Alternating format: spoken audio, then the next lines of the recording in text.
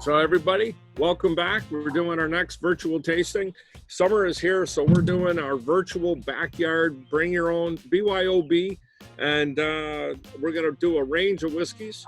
So the primary reason you go to Whiskey and Barrel Night is to taste different things, get out of your comfort zone, explore new aspects of whiskey, and of course, be coached or hinted to and taught by the experts.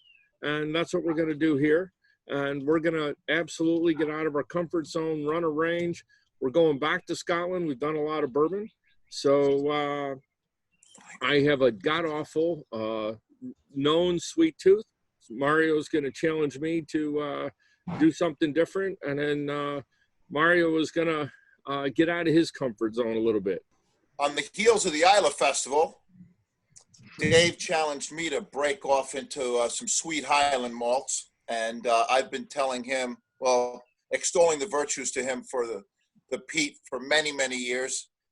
He has a notoriously well-known, globally well-known sweet tooth. Literally will take sugar right out of his dispenser in the morning and then drink his coffee afterward. So we came up with the sweet and peat meat, and so that's what we're doing here today. So, and again, when next time you go to the store, try something different, try something new, get out of your comfort range. And, you know, if it still isn't what you like, pour it over ice and throw some ginger ale in it. It'll be good. Trust me. Right, TJ? Absolutely. That's tried and true. Scotch, Scotch and ginger, whiskey and ginger never goes wrong. No. So with that, what I'm going to do is I'm going to lead off. So I'm going to be going down the row of Peat, and Mario's promised me something special at the end. And then Mario's going to do his range. And with us today, we've got Kevin Dixler, an old friend of mine, goes all the way back to college. We've got Kevin Foy. So we've got Foy and Kevin just for convenience. Foy's been with us before. Of course, TJ, our resident mixologist. We've got Matt Evans with us from Ohio. And of course, myself and Mario. I don't think I missed anyone. And so I'm starting off. I really was going to fall back on that sweet tooth again and was going to do that Bowmore Darkest, which is finished in sherry. And it's just a phenomenal Scotch. But I'm going to go, if you want to start drinking peated Scotch, the Lefroy Triple Wood is phenomenal. It's soft, it's easy drinking, it goes with everything, a little extra sweetness to it, and it just is so smooth, not overly peated, not real big.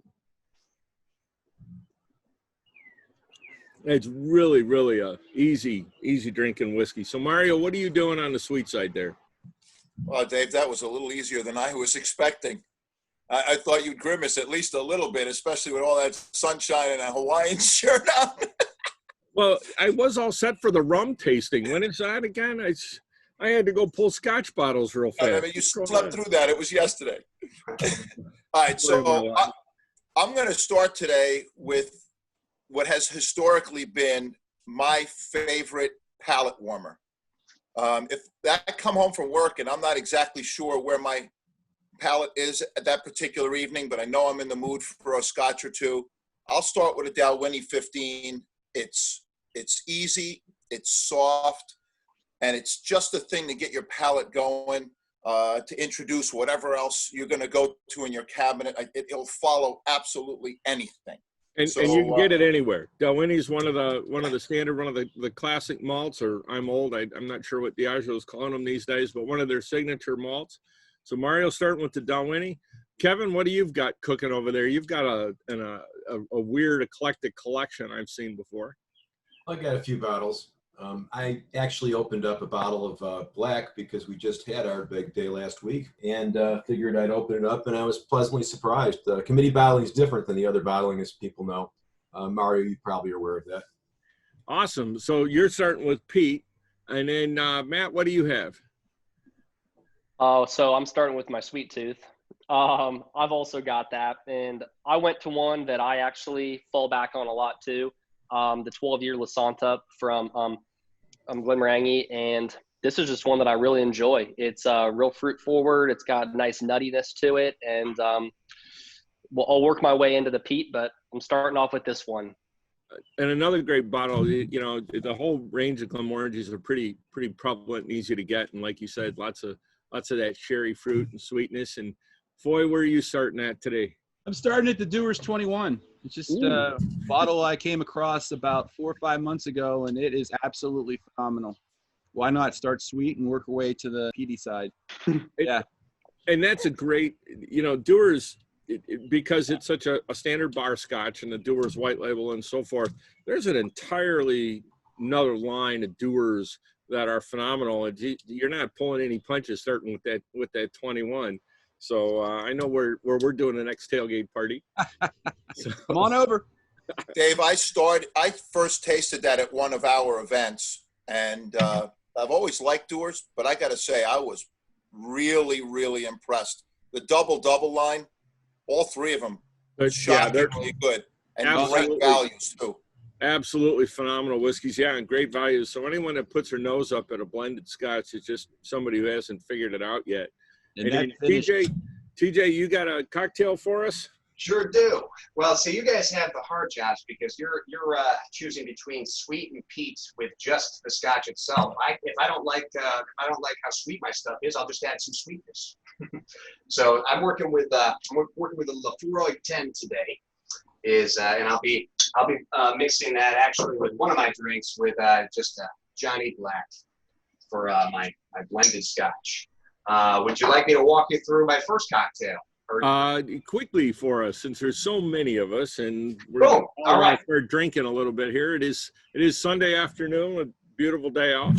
Well, I got to join you for a drink, I suppose. I'm only drinking water at the moment. So I'm starting off with the traditional blood and sand. If you're not familiar with the blood and sand, it's usually an ounce of scotch, 3/4 ounce of cherry liqueur, 3/4 ounce of sweet vermouth, and a little orange juice as well. So the scotch is a Lefroy. The scotch is going to be the Lefroy, yes, and the sweet vermouth is going to be my personal favorite, the Carpano Antica. Yeah. Which I actually, you know, if you want to go a little cheaper, it's like I have the Cinzano on hand as well, which is also a nice, much more budget-friendly sweet vermouth. But my little secret to this particular drink is the Woodford Reserve spiced cherry bitters. Ooh. And so I've got everything else in the shaker here. Oh, here we go again. Right. So this is Dave's favorite part, guys. Yeah, Tom called. He said you missed it. You just didn't get enough into it. So put some more. Maybe we can get you, another review there. See, the thing is, Dave told me that if I keep going with this, he'll buy me juggling classes. DJ, I love the way you're following our theme and doing a sweet and peat. Yeah, I definitely want to taste that cocktail. All right, we're all going to get together. We're all going to do some barbecue or something somewhere. And poor TJ, we're going to fly him in. He's going to be working the bar the whole time. Oh, right on, baby. I love being behind the mahogany. Put me there. That's where I live. So here's the blood and sand part. Here's the sand. But if you're going to make this a blood and sand, you're normally going to put that cherry liqueur, in this case, maraschino cherry juice, on top. Ooh. Oh, damn. So that'll kind of. Dang, that looks good. Oh, right. Man. We're just going to finish that off with a real quick twist. Around the edges as well. Dunk it on in. Cheers, guys. Awesome. Fantastic. So now, Kevin, on your Ardbeg, is that a little bit more peat? Or is that, now that you've been drinking it a little bit, is that a little bit, what's different about that whiskey and real quick?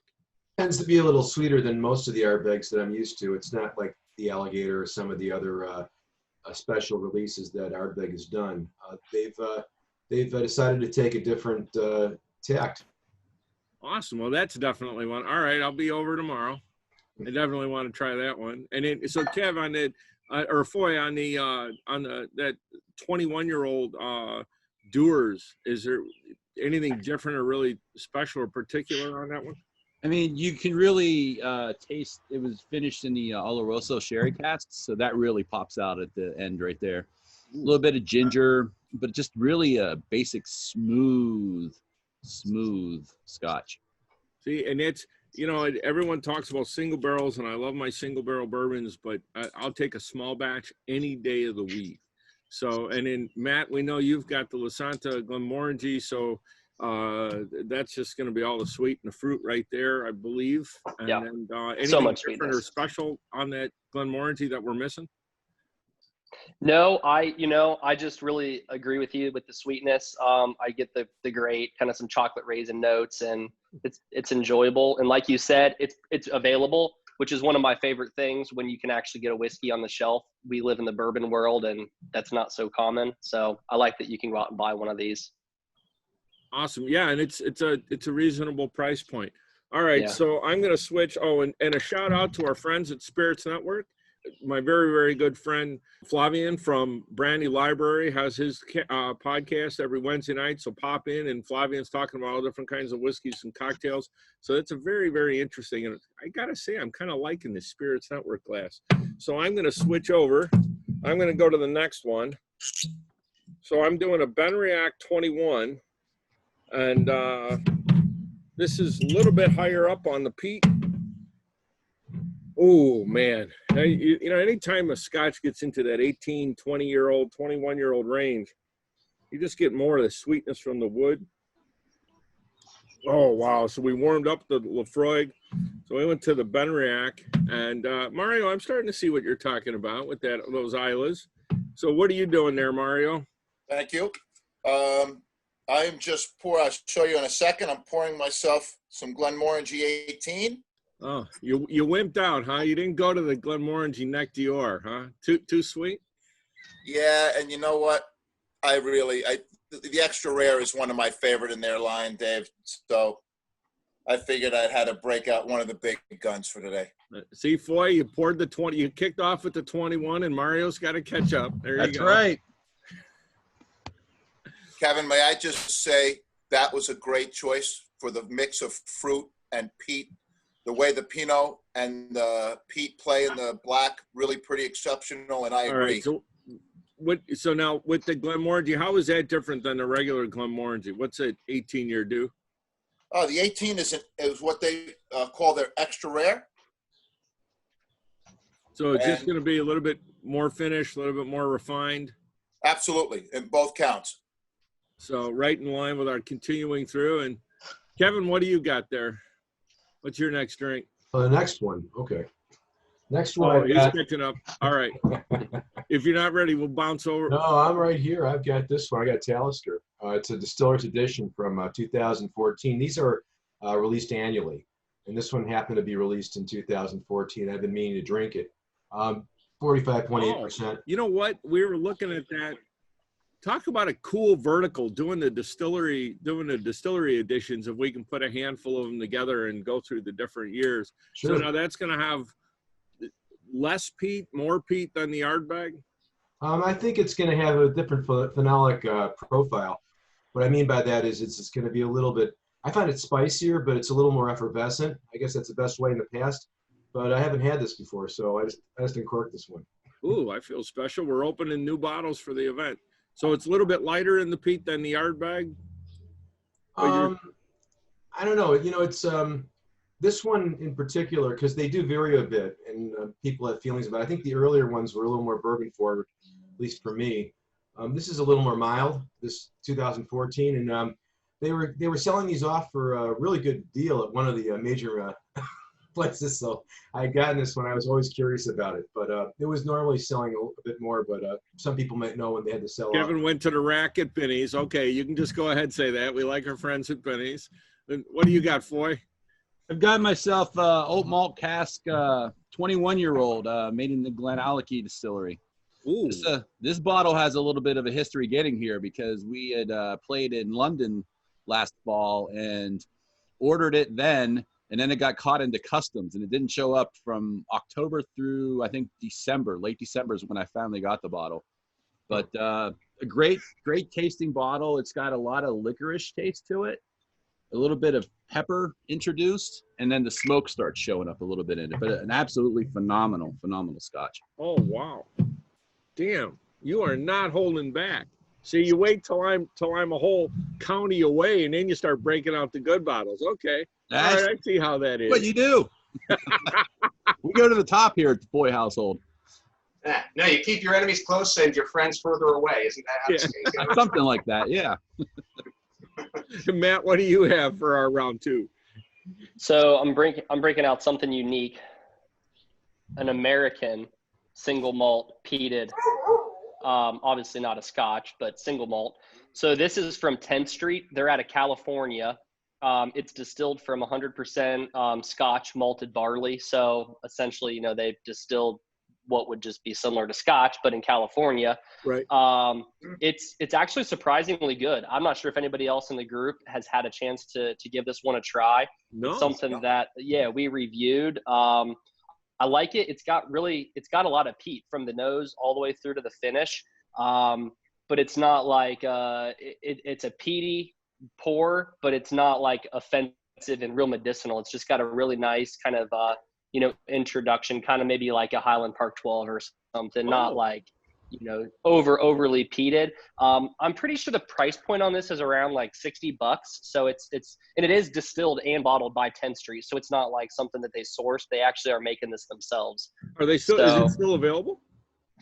I mean, can I it's go to the available. store and go get it? You'd have to check distribution, but yeah, it's definitely for sale in the United States. It wasn't a one-time release, is what I mean. No. It's ongoing. It's an ongoing release.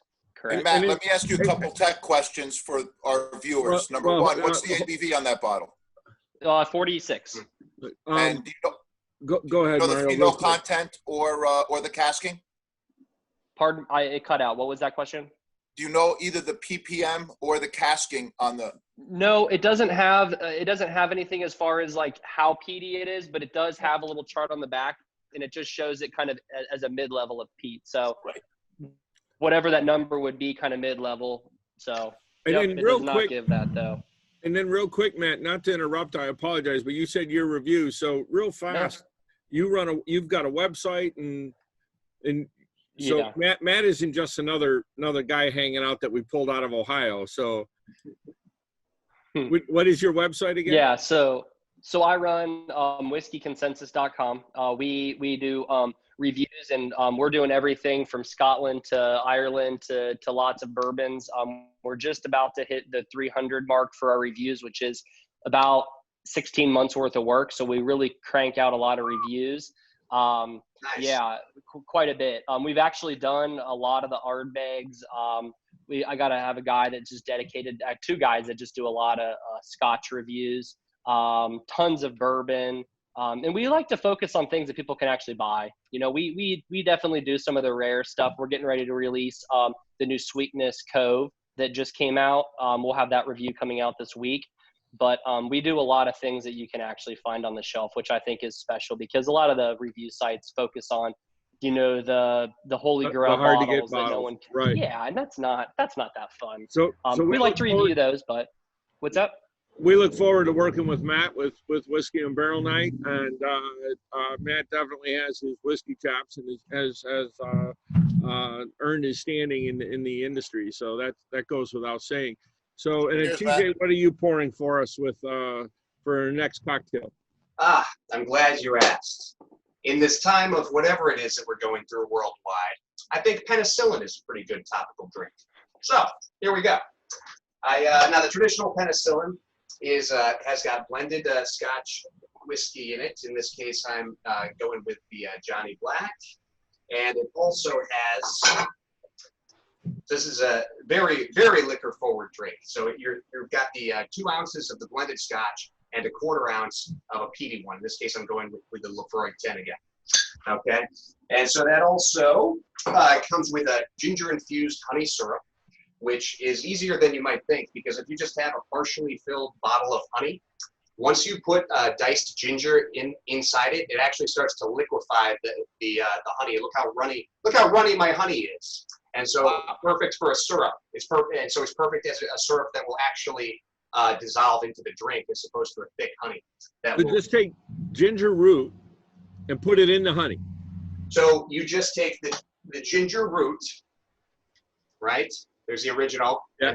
and then you peel it, and then you dice that, and then you put that right into the honey. I'm not sure if you'll be able to see it floating. No, you can actually see the pieces floating right in there. And so because this bottle is already got like a nice seal on it, so the chunks of ginger won't come out of the bottle. You can just kind of squeeze it right into your jigger. Oh, what this is. Nice trick. And so it's the tricks you learn when you do events in New York. Like I'm always handicapped for the events that I work in. I like to joke that when you work events in New York, you get an address and how to dress, and the rest is up to whoever hires you. all right. So getting back to our cocktail here. Oh, well, everything else is in the shaker, buddy. Everything else is in the shaker, pre-prepared. Here's the one special thing about this. I'm using Bitterman's Buck Spice bitters. Mouthful. And this is a classic penicillin. So I would AJ, shake you need another pirouette. I would shake this a little longer if Dave wasn't rushing me, but I'll go ahead and there we go. Nice and frothy on the top. Ooh. And there's one last little, let's see here. I like to have a couple of garnishes. Number one, a little bit of piece of ginger. If you happen to have a dragon, you can hang off the side of your glass. I recommend doing that as well. And here's what's really special. This is distilled lemongrass. I'm finishing this off with a distilled lemongrass spray. Now, Kevin, if I had it, I would put an Ardbeg spray on top of this. So that's the first thing that would hit your nose. But in this case, I have lemongrass, which also goes well. Sure. So there we go. Cheers, guys. Dragon definitely improves make top flavor on that. Well, here you go. I'm going to go ahead and plug this company. A company makes this called Dragon Off the Wagon, and literally it's just little miniature dragons that hang off the side of your glass. And I think that's amazing. I just made friends with them on Instagram, and they sent me a couple. Can I make my new email address, the Dragon Off the Wagon? I've been calling you that since I met you, actually, Dave, but I mean.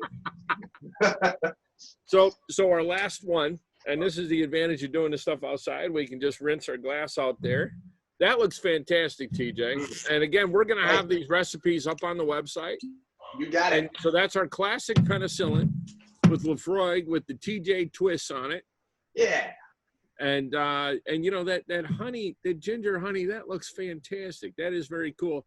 So the segue off, we brought a bottle of honey back from Australia. I hope Customs isn't listening to that. And it was from a friend of ours that had put some whiskey in it. So he actually took his single malt Australian whiskey and put it in and infused it into the honey.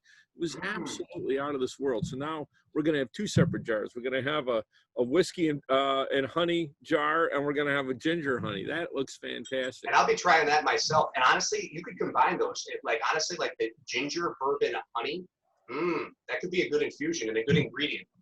Yeah. So going to the last one and keeping it moving. Unfortunately, I get to be the rude taskmaster. So I'm finishing off. I'm going deep, and we're doing Mario pushed me to get the Ardbeg Ugadal. So this is it is fantastic on two levels. One, it's a great scotch. You can't talk about peated scotches without talking about Lefroy and Ardbeg, and then and it's gettable. It's absolutely any good, decent, self-respecting whiskey store is going to have it on the shelf. And then, holy smokes! So this is walking right into a whole new level of peat. I threw you a bone with this one, Sweet. Oh man! Oh, see now it just keeps lingering, just keeps going. Oh, that is especially once your palate's loosened up and warmed up. So we had that really super ultra smooth Benriach 21. This is just a dynamite bottle. We're getting low on that. Someone's got to come over and help me finish that. And then obviously started with the Lefroy. I live the closest. Cask I tasted. That was brilliant. But this Ardbeg is just, holy smokes. So Foy, what do you got cooking over there? I'm going to enjoy all this peat. I kind of, when I was picking these bottles, I was kind of thinking on Black Sabbath terms, like the Dio years, heaven and hell. So when I went out yesterday, I realized I had one bottle that was kind of peaty, but it's really banana and pineapple fronted. And I like it, but I really didn't want to go there today. So I'm jumping right to the Wee Beastie, from Ardbeg. It's only a 5-year, but man, does this thing pack a punch. And for those, and obviously Foy knows, folks, don't buy given age. Sometimes some of the older scotches are really nice, but you know, the younger scotches have huge, big flavor. And so now, how is that compared to a regular Ardbeg, Foy? It's just like somebody double roasted it in the campfire. I mean, it is loaded with peat. It's every bit of it's what its name says, wee beastie. Wow. It's amazing. I mean, it's peppery as hell. I mean, lots of pepper. A real That would have went real well Yeah. with our barbecue with that mustard Oh, yeah. barbecue sauce. Oh my God, this would have been amazing with that. This is a definite punch in the face. Awesome. But I love it. I love it. I love peat. I mean, this is, to me, it's right up my alley. And then punch right in the face. Yeah. Mario, what do you have now on the topping off on your sweet list there? I'm going to top my sweet list off with a Tully Barton 25, which is 100% matured in sherry casks, which is one of the reasons why I suggested you end with that Ugadal. The Ugadal is finished in sherry as well. Takes a little bit to get that on. I mean, it's so subtle. But now you're doing you're doing it the Tully, which is very light, sweet. But now, can you taste the sherry in that? I mean, does it come out? Is it really pronounced, or is it really, really subtle? I'd say on this particular whiskey, the sherry is more forward. It's 100% aged in ex-sherry casks.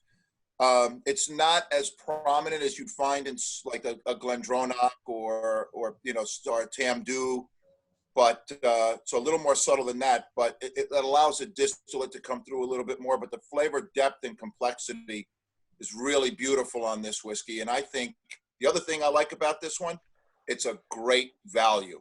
You can find it almost at any store, and it's a really good value for $1. For a 25-year-old whiskey, it's attainable. Oh, fantastic! Now, Kevin, what do you've got cooking? The Mario. I got a society bottle for the one. This is 127-1. This is a Port Charlotte, and it's the first one they issued. 8-year-old Port Charlotte, and another sweet peat. I'm going with sweet peats today. Oh, so anyway. No, it's an 8-year-old, so it's gonna have a lot. It's gonna be a big body, like Foy was saying. You know, that 5-year-old Ardbeg, really big, huge flavor. So the same thing on this 8-year-old, correct? The younger whiskeys do pick up the spice at the end. It does have a long finish, more effervescence. That's how it's going to be like. Similar to the Wee Beastie, a little bit more refined. I think a little sweeter, actually. Like a barbecue. They call it the Harborside Barbecue. So I thought that would be kind of fitting at this point. And Alan Shane, the gentleman that started the whole society thing and the whiskey extravaganza this year, a couple decades ago. I know Alan also likes things a little bit on the sweet. Boy, if you ever get a society bottle that you know, something like a Tully or whatever, it's going to be way off the charts on the sweet side. So, and Alan definitely likes to go down that path. And then Matt, what are you capping off with? How are you going to top off? What are you going to follow after a Glenmorangie Lasanta? So I went to the store to buy a bottle. I'll be honest, I don't have a lot of peated scotches at my house. I have hundreds of bottles of bourbon and American whiskey, but not a lot of the peated scotches. So I went to buy a wee Beastie, and I ended up walking out with the Ugadile. Oh. And it's another bottle that we had reviewed, and I knew that it, I know got big accolades from Jim Murray, and I knew it was a great bottle, and I've always wanted to try it. So I pulled the trigger on it, and I got to say, it was $80, extremely, extremely well spent.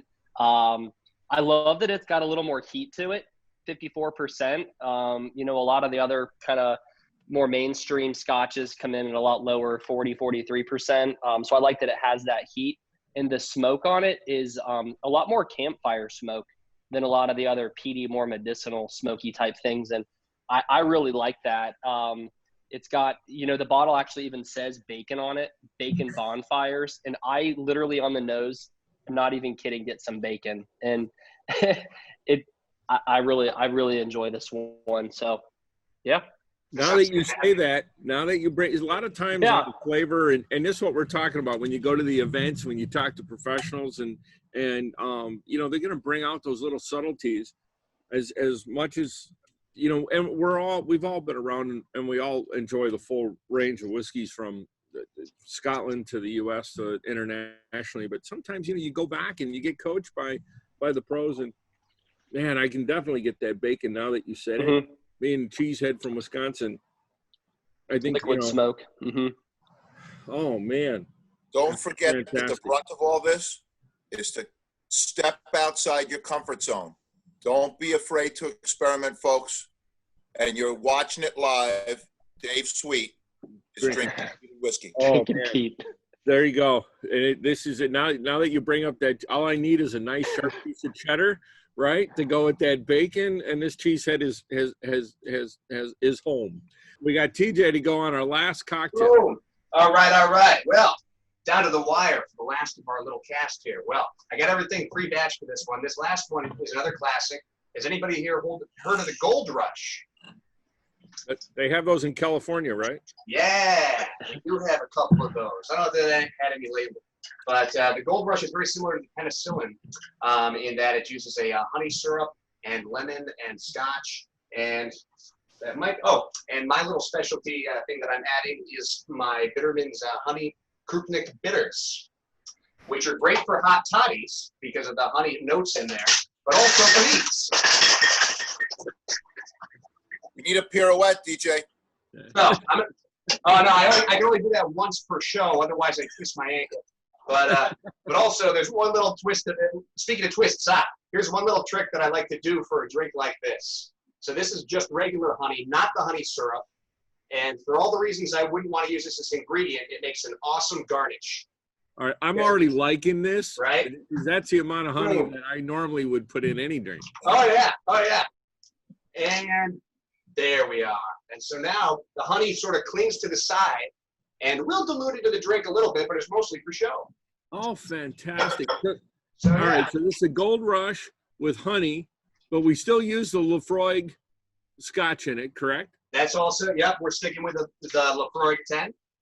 And the special part about this drink is, the Krupnik Bitterman's bitters that I use for them.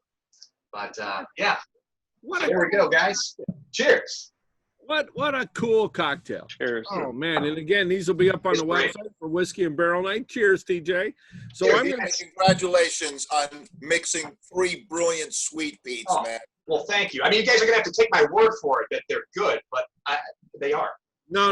You're going to be mixing. Next time we get together, you'll be a busy guy. But I'll be behind the mahogany the whole time and loving it, guys. I can't wait to mixologize for you, gents. Hey, let's not forget Dave is a cheesehead, so he would definitely be licking that glass after the drink is done. Right on. Inside out. Yeah, I mean, he's got a Gene Simmons tongue, boy. Boy's been with me before. There's an image I can't get out of my head. I'm sorry. I ruined your afternoon. I apologize. Well, all right, guys, I think our limit's about to be up, but cheers. See you next time. Well, we're going to do one last thing. One more.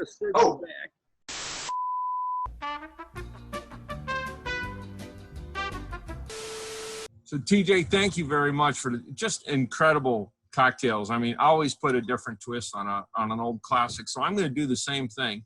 Normally, once I go down a Peat Road, I stay there until I have dinner or something else, or breakfast or whatever the case is, given current quarantining.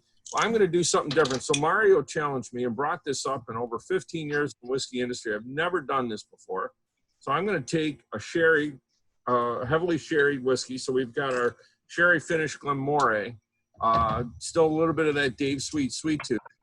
And we've been drinking Peat, and that Ardbeg is just that again. That Ugadals, what a fantastic whiskey! And I'm going to come back on a Glenmorangie sherry. I'm going to see if Mario knows what he's talking about, or if he's been faking it for years. And he's been faking it for really. This is fantastic. This is really, really cool. This is what we're talking about, folks. Stepping outside your comfort zone. Getting a little different. Dave looks pretty comfortable to me. Yeah.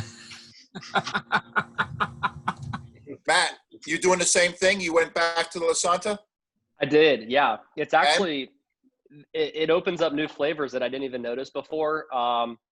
I'm even getting like some like strawberry shortcake in there, and it's almost like a great palate cleanse, which just tells me I can just start back over and work my way through the lineup again. So that's the thing. And again, so for when we're running whiskey and barrel night, somebody goes down that path, and we're even careful how we arrange the different booths and so forth. So this is, again, always learning something new. Been around forever. All of us have been drinking whiskey for years and years and decades, and this is very cool. So for a fantastic end, thank you, everybody. Thank everybody for sticking with us and running through a range of whiskeys. Yeah. Cheers. Cheers. Thanks for having me. Next time. Mario. Take care. Thank you. Smile to everybody. You learned. Good to see you too. Foy, everybody. Kevin, thanks, gents. And we'll see you next time. Cheers. And whiskeyandbarrelnight.com, whiskeyconsensus.com, and of course, always our friends at Spirits Network. Cheers. Cheers. Hey guys. Cheers.